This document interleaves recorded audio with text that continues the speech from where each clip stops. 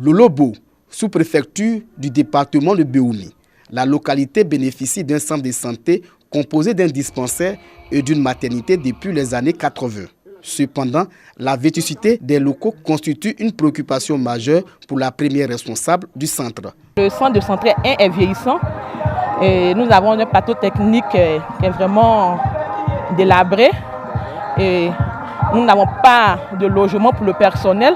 Un mauvais souvenir désormais. Un nouveau bâtiment répondant aux exigences des constructions sanitaires est sorti des terres. Une satisfaction pour les responsables de la santé et les populations de Lolobo. En 3 mois, ce bâtiment est construit. Nous sommes très heureux de pouvoir l'utiliser dans le but d'améliorer la santé de la population de Lolobo. On a besoin d'eau, voilà, on a besoin de personnel, on a besoin d'ambulance, mais on apprécie le gouvernement, son travail. L'édifice sanitaire a été inauguré par le ministre de la Communication et des Médias, Sidi Touré. Il s'agit d'une action gouvernementale dans le cadre du programme d'urgence. Ce centre de santé qui a été instruit par le président de la République dans le cadre des programmes d'urgence pour pouvoir accompagner les populations, cet aspect de fragilité. Donc nous sommes heureux que ce projet voit son aboutissement ce jour.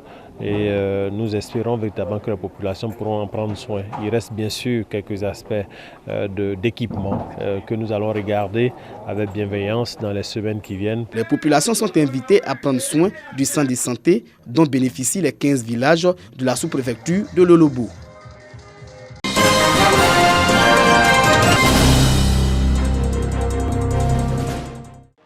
Une ambulance médicalisée flambant neuve pour le centre de santé urbain de Crégbé. C'est un don de Mathias Nguessa Ondion, opérateur économique et fils du département d'Ara. Ce geste est un véritable soulagement pour la population qui éprouvait du mal à évacuer les malades depuis que la seule ambulance dont dispose le centre de santé n'est plus opérationnelle. Merci pour ce geste pour la sous-préfecture de Crégbé et pour la ville de Crégbé. Cela ne nous surprend pas. Vous êtes un homme de cœur. Cette initiative de haute portée sociale est à saluer à plus de titres, dans la mesure où ce véhicule flambant neuf va, à n'en point douter, sauver des vies. Outre cette ambulance flambant neuve, le donateur a indiqué qu'il a en projet d'autres actions pour améliorer le quotidien des populations de cette localité. Il existe d'autres besoins chez nous ici à Crégbé. En outre, la disponibilité d'eau potable à Crégbé, le reprofilage des voies Kwassikro Akokro, Kwassikro Mindakro, Kwassikro Aérobo, la réfection, la toiture de l'EPP2, l'éducation de Guabo, l'installation de 50 jeunes dans les fermes.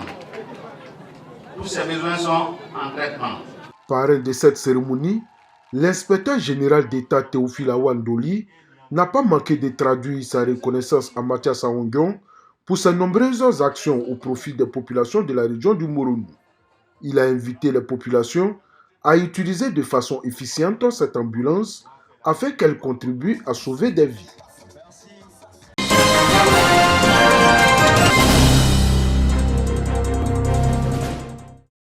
Cette rencontre vise à mieux outiller les jeunes pour une vie professionnelle épanouie, mais surtout à mieux préparer la retraite. Ce forum, initié par la Jeune Chambre internationale Abidjan Élite, vise à prévenir la psychose de la retraite. La Jeune Chambre a vocation à éduquer la communauté. La Jeune Chambre a vocation à solutionner les maux de la société. Nous avons remarqué qu'aujourd'hui, plusieurs de nos parents ayant atteint l'âge de la retraite sont en difficulté. Ils n'ont certainement pas su préparer leur retraite. Alors pour nous, il est important qu'on essaie de tirer la sonnette d'alarme pour demander aux amis, pour demander aux jeunes, demander à la communauté que la retraite se prépare dès le premier jour de l'emploi. Un sujet bien apprécié par les jeunes participants qui ont démontré leur intérêt par la qualité des échanges. Nous avons été vraiment très édifiés et personnellement, j'ai retenu les différentes procédures de calcul de la retraite.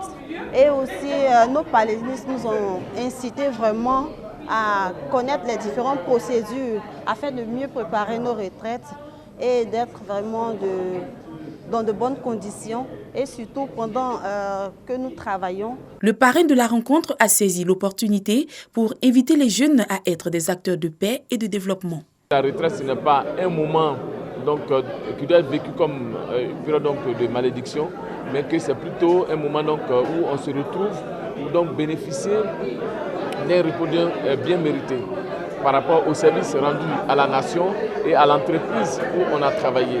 Mais qu'il faut donc bien préparer cette retraite. En plus de ces cotisations, il faut penser à faire des investissements pour que cette retraite soit un moment où on est vraiment en pleine possession de toutes ses capacités intellectuelles, physiques. La Jeune Chambre internationale Abidjan Élite entend perpétuer ces rencontres afin d'impacter le maximum de jeunes.